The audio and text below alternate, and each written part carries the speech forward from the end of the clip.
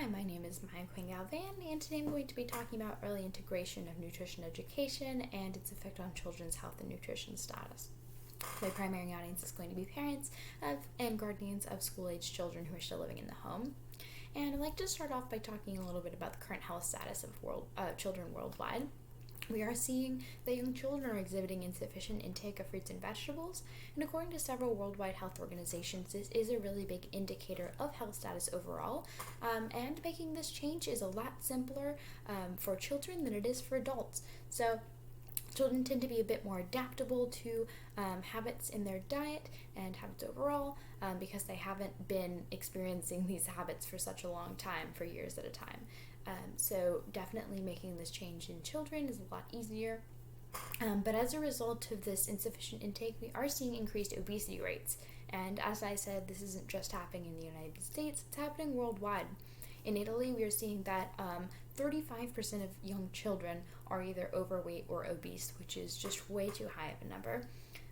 But as a result of all of this, we are seeing increased efforts in programming around the world for improving health status of children. So in the U.S., for example, we have seen in recent years through the Obama administration the Let's Move campaign, which allowed for some opportunities for children to improve nutrition education and their physical activity levels.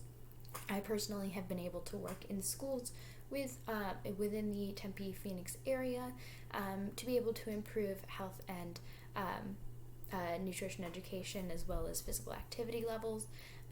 It was very unfortunate, though, to see the familiarity of these children with fresh foods, fresh produce. They were only familiar with potatoes in the form of French fries, tomatoes in the form of ketchup. They weren't able to recognize the different foods that they eat in their original forms out of the ground or off the trees.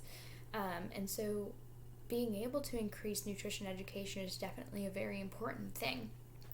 We have seen different studies that especially in one study through the Second University of Naples in Italy, researchers actually created a board game that allowed students to engage in a play-based learning environment where they were able to play a normal board game. Middle school and high school students engaged with this intervention, where they were able to calculate their basal metabolic rate as a result of drawing different food cards throughout the game. They were able to make choices based on what they wanted to consume, didn't want to consume, that they drew, and then they earned points by possessing the most balanced energy, the best food choices, and the most variety of foods throughout the game. And this was common things to them that they would interact with throughout the Mediterranean diet. So it was something that was familiar with them. And actually the students who engaged in this intervention exhibited lower BMI Z-scores as well as improved nutrition knowledge and dietary behavior exhibited through the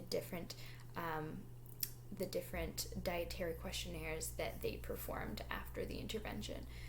So we have seen that this play-based learning and education in the classroom has been an effective method of improvement. I do want to acknowledge, though, that there is a difference between teaching kids that there are good and bad foods and teaching kids that you can eat these foods a little bit less frequently because they might not have as much nutrition value to you. Maybe the pizza, the ice cream, the chips that they really enjoy.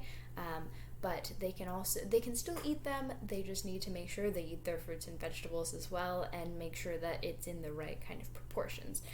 Because teaching children that there are good and evil or good and bad foods can definitely lead to some issues later on in life, such as eating disorders or body image issues.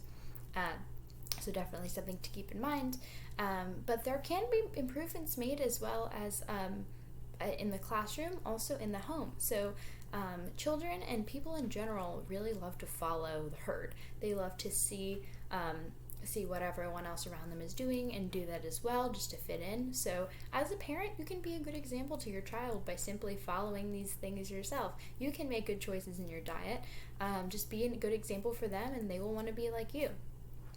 You can also encourage your children's schools to increase funding for nutrition education. You can get out and vote for representatives that will push policies that allow for healthier school food environments. And then I just want to leave you with this last thing. Allow your children to engage with food from an early age. Allow them to help you in the kitchen and go grocery shopping with you, as hard as it may be, to get everything done.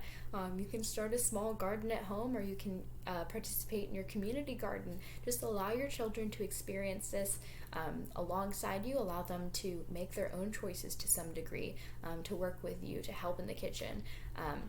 Whatever that is, just allowing them to become familiar with the choices that they're able to make, and where things are coming from will allow them to be more open to trying more fruits and vegetables, more produce, more healthful foods, and to experiment and to hopefully have those greater health outcomes later on in life. So thank you.